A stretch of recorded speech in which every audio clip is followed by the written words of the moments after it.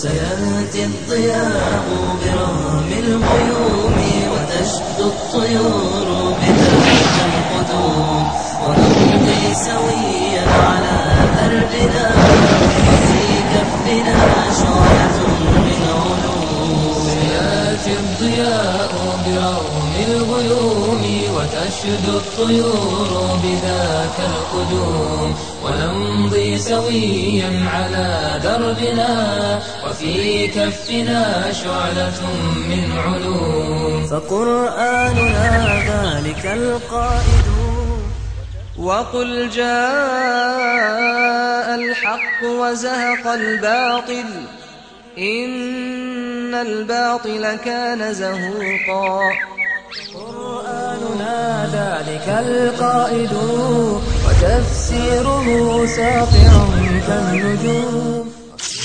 بعد السلام علیکم بفرمایید.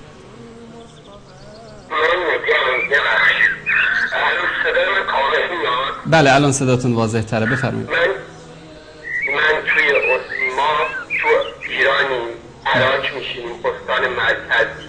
بله من تو خمین به خاطر این آدرس دقیقی میگم که نگیم دروغ میگم. ما شیعه بودیم تا یه ماه پیش. یک ماه ما برادر اهل تسنن حتی تو کار تو دانشگاه تو محل خدمت هم با همدیگر تو بحث میکردیم. اونا قبول نداشتن عزاداری رو ما دعوا میکردیم با اونا. الان واقعا این شبکه شما واقعا ما فهمیدیم واقعا شما توهین نمیکنید.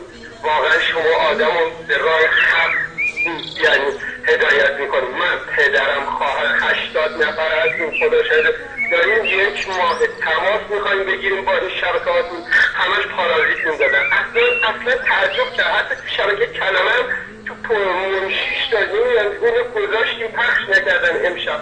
حالا قسمت نبود ولی الحمدلله ما تونستیم با شما تماس بگیریم. به همه شبکهاتون تشکر میکنیم. ما رو برگردوندیم. بازم تو همسایه هامون هستن داریم مثلا اونا میان حرفا رو گوش میدن. دیار شما رو من خودم شخصا کردم. من خودم شخصا اول نفری بودم حسینیه علم میکردم. اول من خاک بستر این گناهه. این یعنی من گناه کردم. یعنی تو زندگی الان من این گناه مرتکب شدم. به خدا ما نمیدونستیم. این ما فقط تو گوشه ما اینجوری میخونم. داداش من سرگرده میگه من موقع تو نیروی انتظامیه. سرگرده تو نیروی انتظامیه. میگه موقع نهار موقع ظهر که نماز جماعت به زورکی ما رو میبرن شاید بعضی هم حتی نماز نخونم. من توهین نمی کنم به خدا قسم. من اصلا من به الله میگم. داداشم میگه اشکال نداره من دستم رو مجبورم بندازم زمین. میگه بارها گریه میکنم. الان یک ماه همش به من میگن افسرده شدی. من جرئت نمیکنم بیام بیرون چون تو بازرسی اطلاعات میگن که من از اینجا بیام بیرون منو یه شاید یه بلایی به سر خانواده‌ام بیارم. به نظر شما یه نصیحتی به ما بکنید. برادر من چیکار کنم؟ چشم برادر عزیز داریم مورد انشاءالله صحبت میکنیم. تشکر از شما. تو شبکه کلمه هم پخش کنیم. من اصلا تحت تاثیر هم قرار نگرفتم. من خیلی وقت با برادر سنی هم بودم کاراشون هم دیدم. من 35 سالمه تو دانشگاه هم بودم. به همه جایی که شما بگید حسینی ها رو حسینیه یه حسینی داشتیم. الان الحمدلله تبدیلش کردیم به یه مغازه تو خمین نمستیم. همه همسایه همون به میخندن میگن چرا اینو کی تا الان شما دیگه پول خبری نیست اینا. ما چش تو چش بودیم. ما رفتیم تهران علم خریدیم با هم 300,000 تومان قرض که رفتیم تهران علم بزرگتر خریدیم که جلوی همه همسایه ما بگیم آره ما چیم.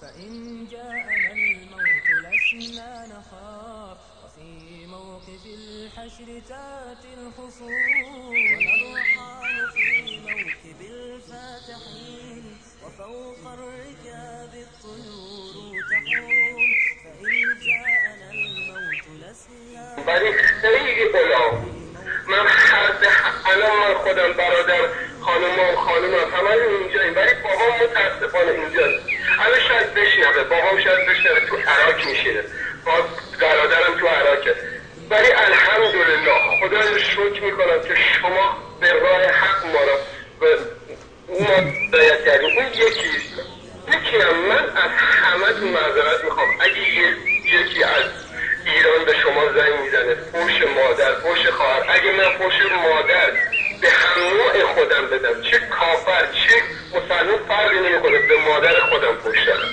این همش که اینو میدونم، اینو واقعا به من متوجه کردیم، من متوجه کردیم دیگه فوش به هیچکی نباید بدید، یعنی به هیچکی نباید، تو قرآن ننوشته.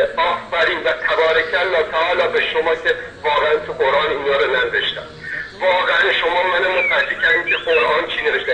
حتی از اینا هم بعید نیست دیگه، این آخونده دیگه بعید نیست برن به قرآن هم دستکاری کنم. این تو اذان ما من اینو نمیدونستم، خود سنیا تو خدمت سربازی به من میگفت مرد که اولاغ، اون موقع اینو تلفظ میکردم ولی خودم دارم اینو به خودم میگم، میگفت آقای محترم تو الله اکبر دیدیم که بولول گذاشته خود ایران میزنه. بله بله بفرمایید میشنم. بله میفرمایید. ببین من شاید دوباره دانشون چون فکر شاید تمام شد، اگه احیانا به من میگفتم علی و ولی الله تو اذانا نبود، این اضافه کرده تو علی و ولی الله. بله تشکر از شما برادر گرامی، تشکر از شما، زنده باشید. تلفن قطع شد خط برادر گرامی. واقعا انسان خوشحال میشه وقتی که میشنوه که عده‌ای از برادران و خواهران ما به راه راست هدایت میشن، از عقل از منطق کار میگیرن و به راه قرآن کریم و سنت رسول اکرم صلی الله علیه و آله و سلم گام میزنن. درباره این که برادر عزیزمون ذکر کردن که ایشون در قبل از این که الله سبحانه و تعالی به ایشون توفیق بده که هدایت بشن، من قبل از این نکته خیلی مهم رو خدمت این برادر و بقیه برادران و خواهران گرامی عرض بکنم که هدایت نه به دست منه، نه به دست شبکه وصال، نه کلمه، نه وصال فارسی یا شبکه‌های اهل سنت. ما فقط این سخنان حق رو برای شما میرسونیم. هدایت به دست الله سبحانه و تعالی است. الله سبحانه و تعالی در قرآن کریم میفرماید که انک لا تهدی من احببت ولکن الله یهدی من یشاء. تو نمیخوای کسی رو که دوست داری، نمیتونی کسی رو که دوست داری هدایت کنی. این الله است که هر کی رو بخواهد هدایت میکنه. پس خوشا به حال شما که الله سبحانه و تعالی دوست داشته که شما هدایت بشی. من تبریک میگم به این برادر گرامی و به خانواده محترم ایشون و به همه دوستان ایشون که الله سبحانه و تعالی این توفیق رو به اونا عنایت کرده که به راه حق، به راه صراط المستقیم گامزن بشن.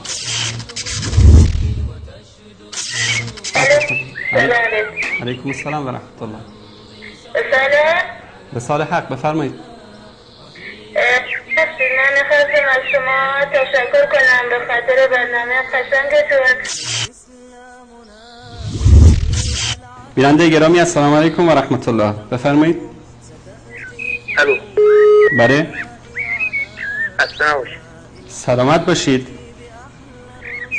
اول خواستم تبریک بگم افتتاح شبکه‌تون که سلامت باشید. موفق باشید. میبخشید اگر خودتون رو معرفی بفرمایید، بگید از کجا زنگ میزنید. من بهزاد هستم از بله. از کجا؟ تبریک بگم از عراق. از عراق. بسیار خوب. بفرمایید برادر بهزاد. خواستم تبریک بگم که انشالله شما هم در کنار شبکه کلمه و نور و وصال فارسی بتونید که بالاخره مردم رو دعوت کنید به توحید. چون خود من هم البته یک شیعه بودم که 4-5 ساله که با خوندن قرآن موحد و مستقیم شدم. ماشاءالله ماشاءالله. البته اون زمان الان این شبکه ها نبود که استفاده کنیم، ولی خب خدا توفیق داد.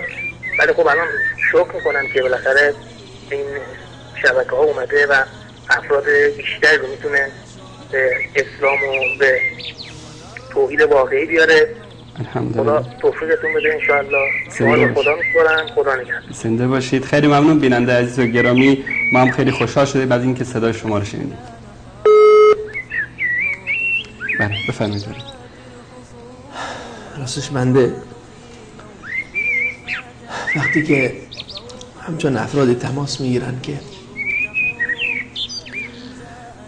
الله متعال بهشون توفیق داده که حقیقت رو ببینن، درک بکنن با چشم بصیرت و حقیقت قرآن رو درک بکنن و بفهمند و با وجود این همه سختی ها و مشکلاتی که در این راه با اون مواجه میشن، در جایی که حتی کسی نمیتونه به برادر خودش، به نزدیکترین دوستش اطمینان بکنه از فشاری که اونجا هست، اینها رو میبینیم که با شهامت زنگ میزنن و با ما تماس میگیرن و اسم خودشون رو ذکر میکنن، هدایت خودشون رو با افتخار اعلام میکنن. انسان دیگه از شادی نمیتونه در پوست خودش بگنجه.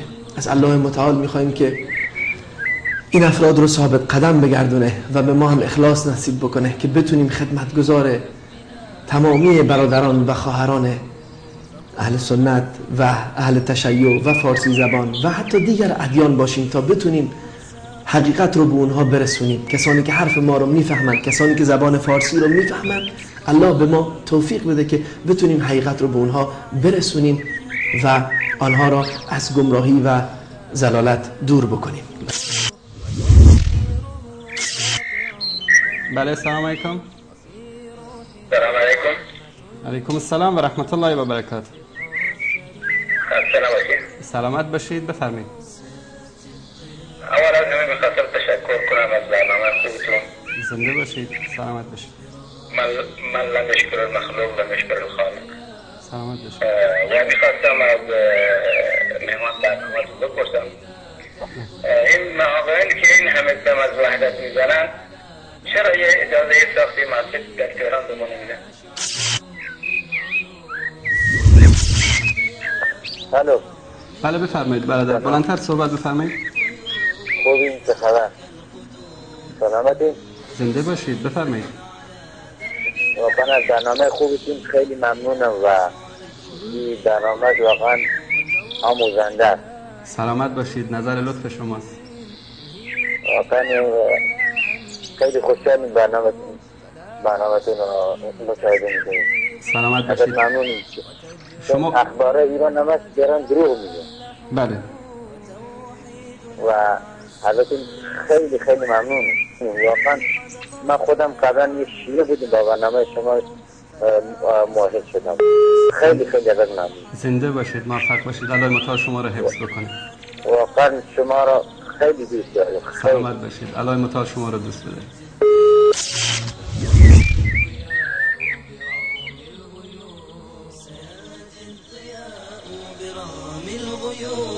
وتشدو الطيور بذاك القدوم ونمضي سويا على دربنا وفي كفنا شعلة من علوم. سياتي الضياء بروم الغيوم وتشدو الطيور بذاك القدوم ونمضي سويا